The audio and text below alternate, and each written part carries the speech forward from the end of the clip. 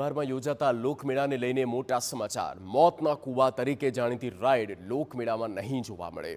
વહીવટી વિભાગે મંજૂરી ન આપતા મોતનો કૂવો ન રાખવાનો નિર્ણય। રેસકોર્સ ગ્રાઉન્ડમાં 2 થી 6 સપ્ટેમ્બર મેળાનું આયોજન થશે। આ વખતે મેળાને વિરાસતથી વિકાસ નામ અપાયું। રાઇડ્સના ફિટિંગ સહિતની મેળાને લગતી તૈયારીઓ શરૂ કરવામાં આવી।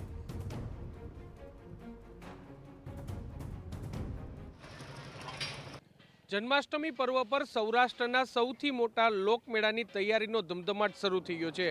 આગામી 2 સપ્ટેમ્બરથી 6 સપ્ટેમ્બર સુધી રાજકોટના રેસકોર્સ ખાતે આ લોકમેળો યોજાનાર છે ને તેને લઈને જ તમામ તૈયારીઓ છે તે શરૂ થઈ ગઈ છે। જે પ્રકારે તમે અત્યારે દ્રશ્ય જોઈ રહ્યા છો કે જે તમામ જે યાંત્રિક રાઇડ્સ છે તેનું ફિટિંગ છે તેની શરૂઆત છે તે થઈ ગઈ છે। જિલ્લા વહીવટી તંત્ર છે તેમના દ્વારા જે પ્લોટની ફાળવણી કર્યા બાદ અત્યારે આ તમામ રાઇડ્સ છે તેનું ફિટિંગ છે તે શરૂ થઈ ચૂક્યું છે। આ ઉપરાંત જે રાજ્ય સરકારની નવી જે એસઓપી છે તે એસઓપીના પાલન સાથેનું તમામ યાંત્રિક રાઇડ્સનું ફિટિંગ છે તેની શરૂઆત છે તે થઈ ગઈ છે।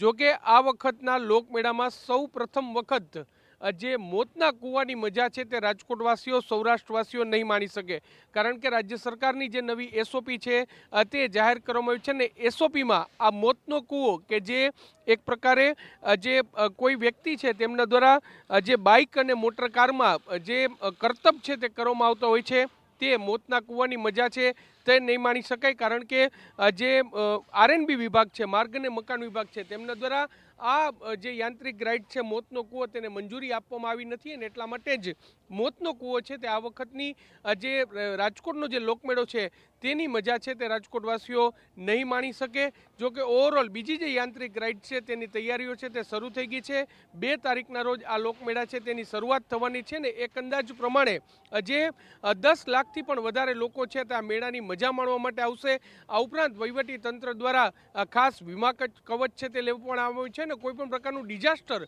તેને પહોંચી વળવા માટે એક અલાયદી વ્યવસ્થા છે તે કરવામાં આવી છે। પોલીસ બંદોબસ્ત છે તે પણ પૂરતા પ્રમાણમાં રાખવામાં આવશે। હવે મેળાને ગણતરીના દિવસો બાકી છે તે પહેલા રાજકોટના રેસકોર્સ ગ્રાઉન્ડ ખાતે તમામ તૈયારીઓ છે તેનો ધમધમાટ જોવા મળી રહ્યો છે। કેમેરા પર્સન ભાવેશ લશ્કરી સાથે મોહિત ભટ્ટ, TV9 રાજકોટ।